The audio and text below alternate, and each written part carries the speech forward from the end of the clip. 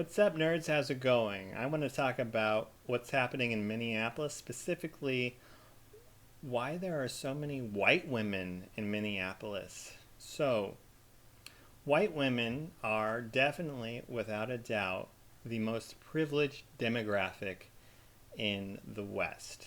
In Europe, in the United States, in the Americas, white women are on the top of the pile of privilege, and it is because they are women and they are seen as just a prize among men. I mean, ask any man of color if he'd rather have a white woman or a brown woman or a black woman. White women are seen as, prizes for men, and they're seen as, prizes in general because they are the ones that are the baby havers. They have the babies. They can have one baby a year, you know, twins aside.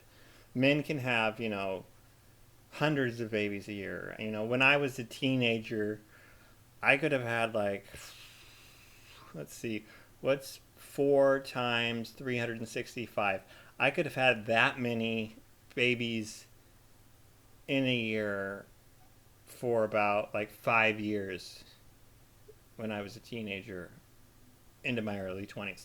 But I was masturbating though, so But anyway, the point is, women are far more valuable than men to society, to the species, and just in general. And that the reason for that is they have the babies. They can have one baby a year. You don't need as many men. You need as many women as you can. A woman dying is far more impactful to society than a man dying, because a man, there's tons of other men.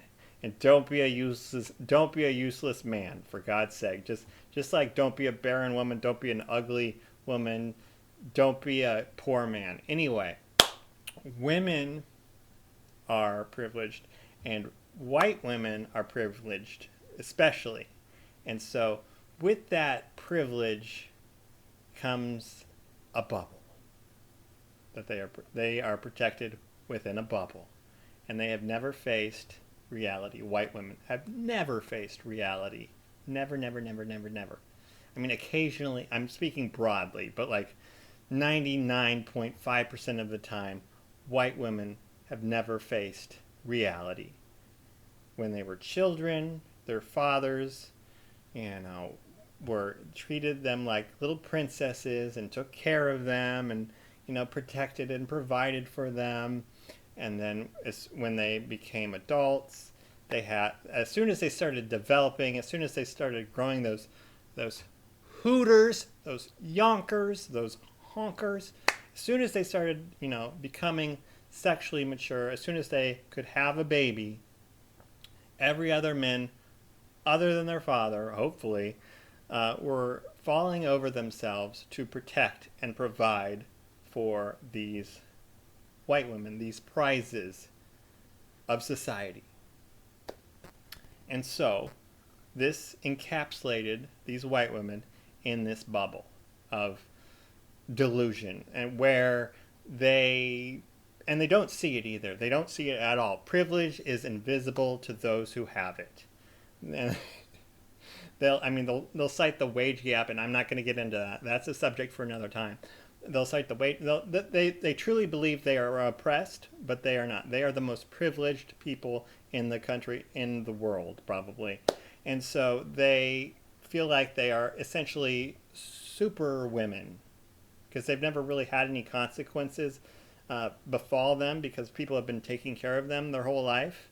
So they feel like they can go out and do anything and say anything and get in the faces of these men who weigh 100, 150 pounds more than them, and, say whatever they want, or maybe do whatever they want. And they use this privilege to push these causes which have detrimental effects on society overall. And now we have white women obstinately rejecting the democratic will of the majority within the country and protesting the removal of illegal immigrants.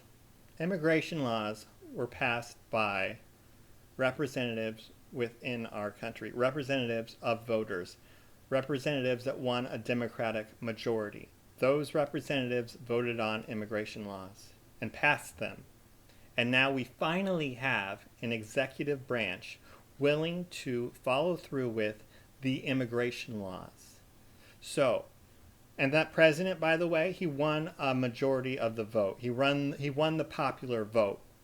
So you have the democratic will of the people through their elected representatives, and we have the president who is also democratically elected with a popular vote and through the electoral college, all working together to try to remove the illegal immigrants from our country.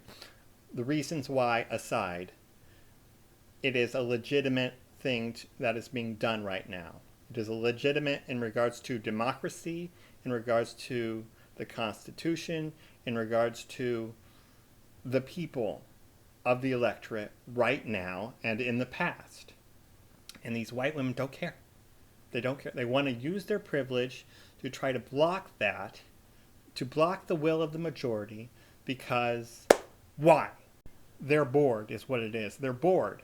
And they have a lot of energy built up within them because most of these women up there in Minneapolis are leftist, liberal white women with no children. And so they have this desire to help out the helpless.